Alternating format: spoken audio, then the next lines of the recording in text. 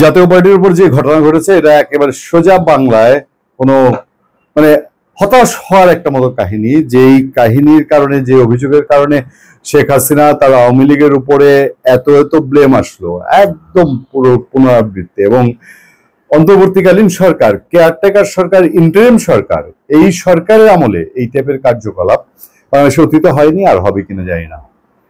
মানে ধরেন 111 গভর্নমেন্টের সময় ঢাকা ইউনিভার্সিটি কেন্দ্রিক বিক্ষোভ গন্ডগোল হয়েছে, বিচ্ছিন্ন রাজনৈতিক মিছিল মিটিং নিষিদ্ধ থাকা, সংবিধান স্থগিত থাকা, জরুরি অবস্থা, ডিফারেন্ট কেস। বাট জাতীয় পার্টি খুব সিম্পলি এবং খুব সাদামাটা অনুষ্ঠান করছিল, এটার মধ্যে কোনো তফাৎ নাই। তারা ট্র্যাকের উপরে মিছিল সাজিয়েছিল, সভা সাজিয়েছিল, পথসভা করছিল।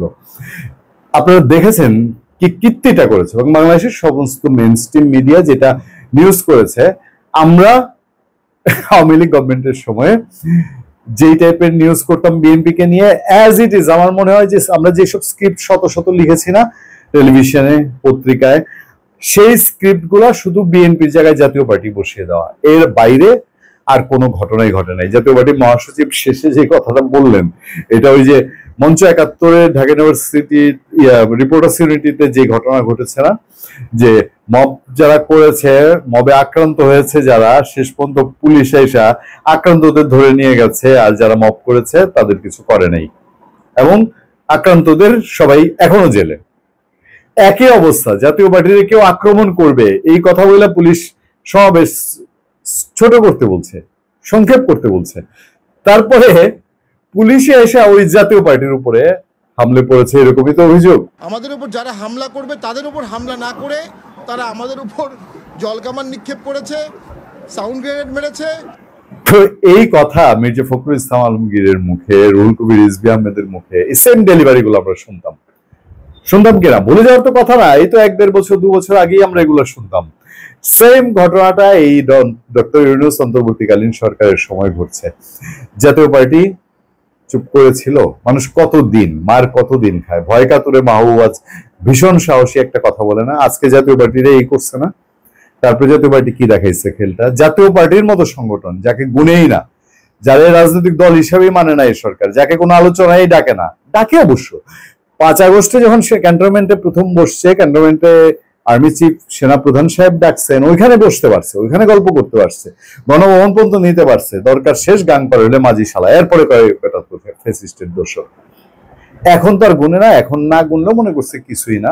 জাতীয় পার্টি তার আপামর কর্মী সমর্থন ডাকে নাই, তার 64টা জেলার প্রেসিডেন্ট সেক্রেটারি, উপজেলা লেভেলের কিছু এদেরকে ডাকছিল, সেইটাই সহ্য হলো না, সেই ডাকেই তারা এইভাবে পুলিশ গেল। দেখেন না ওই যে রমনার ডিসি সাহেব আপনার কি দৌড়টা দিলেন, মাসুদ সাহেব একা হুঙ্কার দিয়ে একাই মনে হয় কয়েকশো সরাই দিবে, কিছু দূর যাওয়ার পরে ভদ্রলোক যখন দেখলো ওমা ওনার সাথে ওনার অফিসাররা খুব একটা যাচ্ছে না, তারপরে উনি নিজে থমকে গেল, দেখলো আরে শালা একা পড়ে যেতেছি।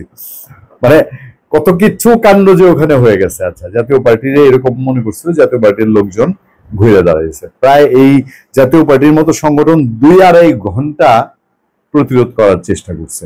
আজকে 2-2.5 ঘন্টা করছে না, এরপরের দিন মাইক লাগাবে বড়, এরপরের দিন লোক আরো বাড়াবে, এই করতে করতে রাজনীতিতে মোড় ঘুরে। এইটাই নিয়ম। এই টাইপের অরাজনৈতিক সরকারগুলো যখন জায়গা বসার চেষ্টা করে, যখন বিভিন্ন মতলব করে, কাউকে পক্ষপাতিত্ব করে, তখন যারা বঞ্চিত হয় এরা এইভাবে তাদের কর্মসূচি বাড়তে থাকে। এবং জাতীয় পার্টির পেছনে আজকে কে লেগেছে, অভিযোগের তীর জামাতে ইসলামীর দিকে, কারণ জামাতে ইসলামী সেকেন্ড পজিশন নাড়ায় দিবে জাতীয় পার্টি যদি ইলেকশনে ঠিকঠাক মতন থাকে।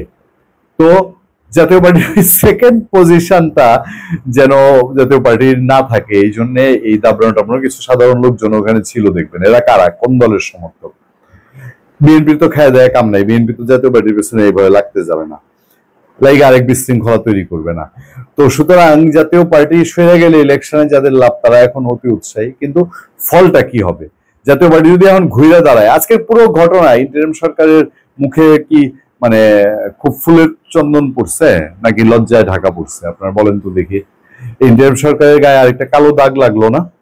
তো এই কালো দাগ কেন তারা লাগালো, এটা তাদের হিসাব তাদের কাছে। এই খবরটা শুধু ঢাকার সীমানায় নাই, সারা দেশে ছড়িয়েছে, দেশের গণ্ডির বাইরেও যাবে। যারা ওই যে ডেমোক্রেসি নিয়ে সোচ্চার থাকে তাদের কাছে ওই সব খোঁজ খবর যাবে। গেলে পরে অবস্থাটা কি হবে অবস্থাটা হবে যে আমাদের সম্পর্কে নেগেটিভ ধারণা হবে। কিন্তু দেশের ভেতরে পলিটিক্সে একটা মোড় ঘোরার একটা লক্ষণ দেখা যাচ্ছে কিনা, এবং সেই মোড়টা জাতীয় পার্টি ঘোরাচ্ছে কিনা আপনারা একটু ভালো করে হিসাব করে দেখবেন। এবং জাতীয় পার্টি ঘোরাচ্ছে বলেই জাতীয় পার্টির আজকে এই ছোটখাটো একটা অনুষ্ঠানে এই টাইপের ঘটনা। এখন অভিযোগ কি করছে, জাতীয় পার্টি অনুমতি না নিয়ে জাতীয় পার্টি রাস্তার মধ্যে অনুষ্ঠান করতেছে। বাপরে বাপ, এই দেশে এনসিপি, এই আপনার বিএনপি জামাত তো আছেই, খেলাফত মজলিস, ইসলামী শাসনতন্ত্র আন্দোলন, এই গত 1 বছরে কত শত মিটিং বিনা অনুমতিতে করেছে। জাতীয় পার্টি তো বলছে যে আমরা লিখিত অবহিতকরণ করছি, আমাদের কাছে সেই কাগজ আছে যে আমরা অবহিত করে এই সমাবেশ করছি। আপনার গণ অধিকার পরিষদ যেদিন জাতীয় পার্টির অফিসে আগুন দিচ্ছে, জ্বালাইছে, যেদিন হুমকি দিয়ে গেছে, সেনাবাহিনী পুলিশের শত রিকোয়েস্টের মুখেও যখন হামলে পড়েছিল, গণ অধিকার পরিষদ লিখিত পারমিশন নিয়েছিল? নেয় নাই তো। আর যেদিন আওয়ামী লীগের নিষিদ্ধের দাবিতে শাহবাগে আপনার এনসিপি ওয়ালারা, সমন্বয়করা, জামাতের শিবিরের লোকজন যারা মিছিল মিটিং করেছিল, তারা পুলিশের অনুমতি নিয়েছিল? কেউই তো অনুমতি নেয়নি। আমরা দেখছি না বাংলাদেশের মানুষ কি সব চোখ কান বন্ধ করে থাকে? এখন জাতীয় পার্টি বলে তার অনুমতি নাই, এটা কি এইসব তো আমরা শুনে এসেছি বা এই স্ক্রিপ্ট আমাদের মুখস্থ।